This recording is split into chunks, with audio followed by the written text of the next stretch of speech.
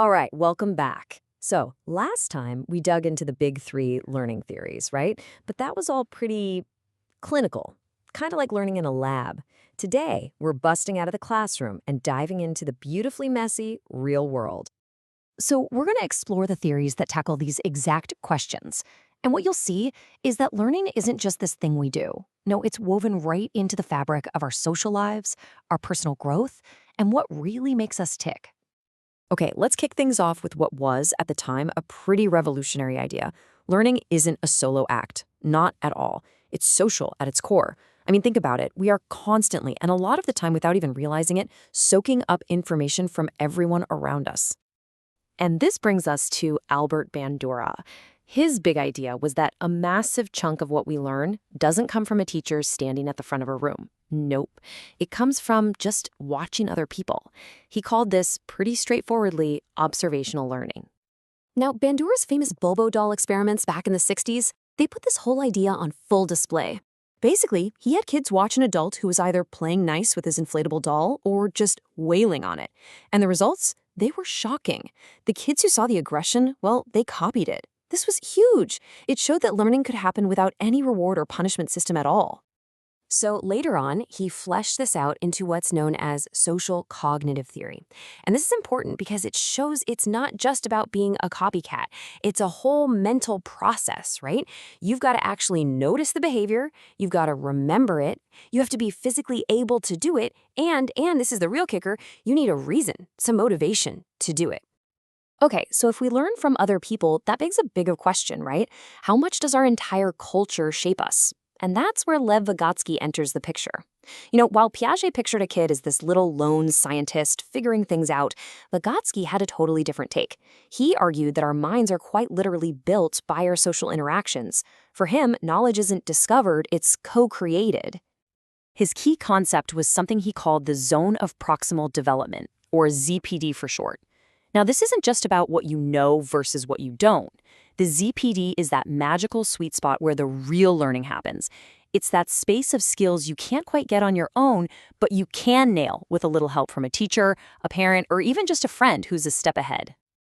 All right, so we've covered learning from others. Let's switch gears a bit and look at how learning changes and evolves over our entire lives. Because it's not just about who's around us. It's about our own personal journey, how that path shapes who we are as learners, from the moment we're born right up to our final days. This brings us to Erikson, who came up with this idea that we grow through 8 distinct psychosocial stages, and each stage has its own central crisis or conflict that we have to work through. Think about that very first stage, an infant. If their needs are met, they learn to trust the world. If you successfully get through that crisis, you gain a virtue, in this case hope, which you then carry into the next phase of your life. And this really is the key, isn't it? Learning and your identity, they aren't things you just figure out as a kid and then poof, you're done. No way. We are constantly negotiating and renegotiating who we are all through our lives. And the lessons we learn in one stage, they become the bedrock for whatever comes next.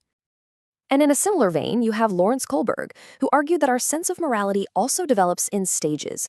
He said we start out super basic, totally focused on ourselves, like I'll be good so I don't get in trouble. But over time, our thinking evolves. We start caring about social rules, and some of us might even reach this final post-conventional level, where we're grappling with universal ethics and asking questions like, is this law actually fair and just? Okay, so we've talked about learning from others and learning through life. Now let's turn the lens inward. Let's ask, what's the engine? What actually fuels our desire to learn in the first place? And how do our own unique styles and experiences make that journey totally different for every single one of us? Well, Abraham Maslow gave us a really powerful way to think about this with his famous hierarchy of needs. He basically said our needs are stacked like a pyramid. And it's simple, really. You can't even begin to think about higher-level stuff, like learning just for the joy of it, if you're worried about where your next meal's coming from, or if you don't feel safe, or if you feel totally alone. And here's the brilliant part of his idea. As soon as a need is met, it stops motivating you. It's that simple. And that's what pushes us up the pyramid, always reaching for the next level. Until we get to the very top, self-actualization. That's the drive to be everything you can possibly be, to fulfill your absolute unique potential. But let's say we are motivated. Does that mean there's only one way to be smart? Is intelligence just this one single thing we all have more or less of? Well, Howard Gardner came along and said, absolutely not. His theory of multiple intelligences completely blows that idea out of the water. He proposed that we all have different types of smarts. Maybe you're word smart, or people smart, or body smart. The problem is, a typical school often only values one or two of these, right? But Gardner's point was that a truly great learning environment should see and celebrate and grow all of them. And that leads us perfectly into our next big idea, experiential learning. It's such a simple concept, but it's so powerful. It's the idea that some things you just can't learn from a book. You have to get your hands dirty. You have to actually do it. David Kolb actually mapped this out in a really cool 4-stage cycle. First, you have an experience. You just do something. Then, you step back and think about it, reflect on what happened. From that reflection, you come up with a new idea or a theory. And finally, you go out and test that new idea, which, guess what, leads to another new experience. It's this awesome, continuous loop where doing is the spark that ignites the whole process. So, where does that leave us? We've got all these different theories, and sometimes they even seem to contradict each other. We've got learning by watching, learning through life stages, learning based on what drives us, and learning by doing. So, how on earth does it all fit together? Well, here's maybe the biggest takeaway of all. There is no single right theory. The true, complete picture of learning only starts to make sense when you see how they all connect. Learning is social, and it's developmental, and it's deeply personal and motivational. Each one of these theories we've talked about is like a crucial piece of this giant, complex, amazing puzzle of what it means to learn.